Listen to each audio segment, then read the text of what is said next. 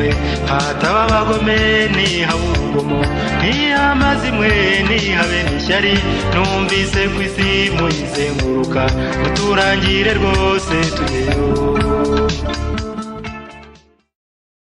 Bonjour à tous. Déclaration de soutien du cadre de concertation des bâtisseurs du pont interrwandais au peuple congolais face à la guerre d'occupation imposée par le régime de Paul Kagame. Le cadre de concertation des bâtisseurs du pont interrwandais, Rwanda Bridge Builders, en sigle RBB, composé d'organisations de la société civile et de partis politiques d'opposition en exil, exprime son soutien indéfectible au peuple congolais, à son gouvernement et à son armée dans la lutte patriotique et juste engagée contre les envahisseurs de leur pays sous couvert du groupe terroriste du M23 porté par le Rwanda. Le cadre de concertation des bâtisseurs du pont interrwandais tient à souligner la solidarité de ses membres à l'endroit des familles des millions de victimes congolaises massacrées par l'armée de Paul Kagame, ainsi que les centaines de milliers de populations déplacées et soumises à des conditions inhumaines dans les territoires touchés par la guerre actuelle. Nous comprenons d'autant plus le sort infligé au peuple frère congolais que la plupart d'entre nous sommes des survivants des nombreux crimes de guerre, crimes contre l'humanité et crimes de génocide commis par l'armée de Paul Kagame et les groupes armés agissant de concert et par procuration au Congo depuis 1996. Par ailleurs, des centaines de milliers de réfugiés rwandais survivants des massacres de cette même armée, vivent encore dans votre pays. Tous stigmatisés qu'ils sont continuellement par le régime en place à Kigali, ce qui nous permet de suivre jour le jour et de bien saisir le degré de nuisance de ce conflit et ses conséquences humanitaires. Nous condamnons sans réserve ces actes barbares dont les véritables sponsors sont, une fois de plus, le président Paul Kagame et son armée. En tant que Rwandais, nous avons un devoir de diligence envers nos voisins, car depuis 26 ans, l'armée du FPR, son chef Paul Kagame et les groupes armés alliés qu'ils ont créés en RDC mènent des guerres injustes, meurtrières, pour déstabiliser la République démocratique du Congo. De nombreux soldats congolais meurent en défendant leur mère patrie, sa souveraineté et son intégrité territoriale.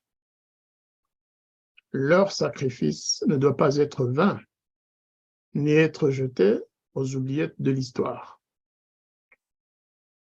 Le peuple congolais est un peuple pacifique, dont la générosité a profité à des millions de réfugiés rwandais suite aux différents conflits qu'a connus le Rwanda depuis plus d'un demi-siècle.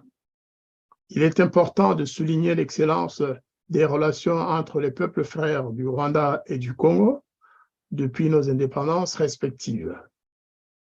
Jusqu'à l'invasion du Rwanda par le FPR, protégé et soutenu par l'Ouganda le 1er octobre 1990. La suite est connue.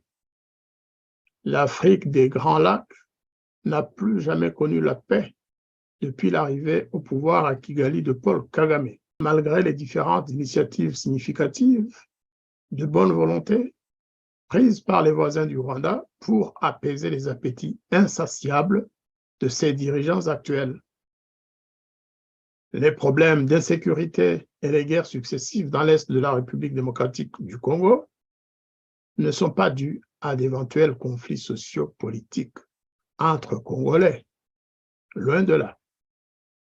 Ils sont plutôt liés à des ambitions d'ordre économique, hégémonique et égoïste de ses voisins, comme en témoignent les différents rapports sur le pillage continu des ressources naturelles de la RDC, lequel pillage d'ailleurs ne profite qu'au régime dictatorial et sanguinaire du FPR et de ses commanditaires. Le président Paul Kagame n'a aucun intérêt à voir un Congo stable, car son seul moyen de maintenir un accès facile aux riches ressources de la RDC est d'y créer et d'y entretenir l'instabilité.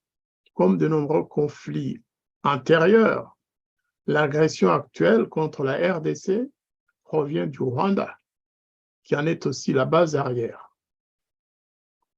Le cadre de concertation des bâtisseurs du pont interrwandais félicite le gouvernement congolais d'avoir officiellement désigné le Rwanda comme pays agresseur et sponsor avéré du groupe terroriste M23.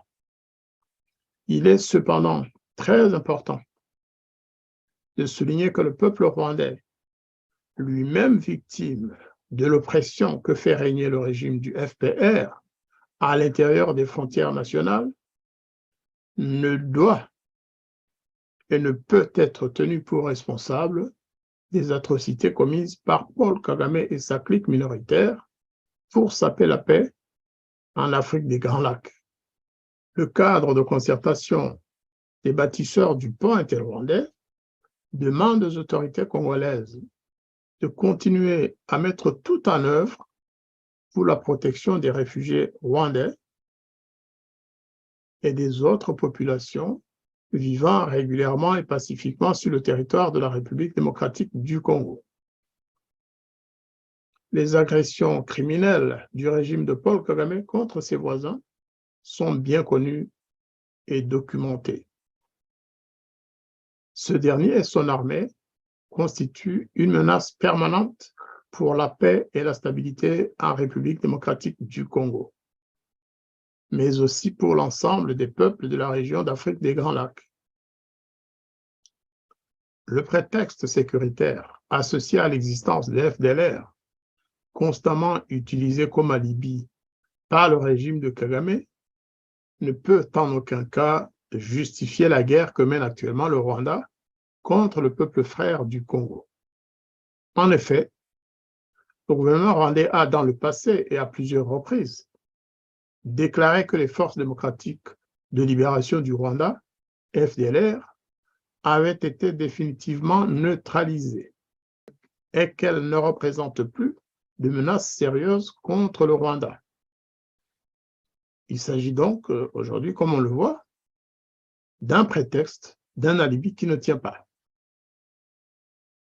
Les réfugiés rwandais en RDC, dont font partie les membres des FDLR, sont plus que disposés à rentrer dans leur pays, dans la dignité, pacifiquement, et ce, dès que les conditions de sécurité seront remplies, ce qui n'est pas le cas aujourd'hui. Il est aberrant que le régime de Paul Kagame, qui a toujours refusé d'ouvrir l'espace politique dans son propre pays, qui a toujours rejeté toute possibilité de dialogue avec son opposition, ce régime prédateur qui assassine les réfugiés dans leur pays d'asile et qui se maintient grâce à l'instrumentalisation du génocide des Tutsis, il est aberrant que ce régime ose demander au gouvernement de la RDC de négocier avec le mouvement terroriste du M23, créé et financé par Kigali. Le cadre de concertation des bâtisseurs du pont interrwandais, Rwanda Bridge Builders, réitère son attachement indéfectible au strict respect de la souveraineté et de l'intégrité territoriale de la RDC qui ne sont pas négociables. Soutient la position du gouvernement congolais de défendre chaque centimètre du territoire du pays et applaudit l'élan patriotique du peuple congolais aux côtés de sa vaillante armée déterminé à ramener la paix et la stabilité sur l'ensemble du territoire de la République démocratique du Congo. Les discussions en cours à Luanda et à Nairobi et dans d'autres capitales pourraient et devraient être utilisées comme un levier afin de mettre définitivement fin aux souffrances des populations de la région d'Afrique des Grands Lacs. Le cadre de concertation des bâtisseurs du pont interrwandais rappelle l'impérieuse nécessité de combattre l'injustice et l'impunité en accordant l'importance qu'il sied au rapport du projet Mapping des Nations Unies concernant les violations les plus graves des droits de l'homme et du droit international humanitaire commis entre mars 1993 et juin 2003 sur le territoire de la République démocratique du Congo, ex-Zaïre, et appelle à la stricte application des recommandations du rapport Mapping en ce qui concerne la mise en place d'un tribunal ad hoc chargé de poursuivre et de juger les auteurs de ces crimes odieux. Et ce sera justice. Fait à Paris le 22 novembre 2022 pour la coordination du cadre de concertation des bâtisseurs du pont interrwandais, Jean-Marie Vianney Ndagijimana. Je vous remercie.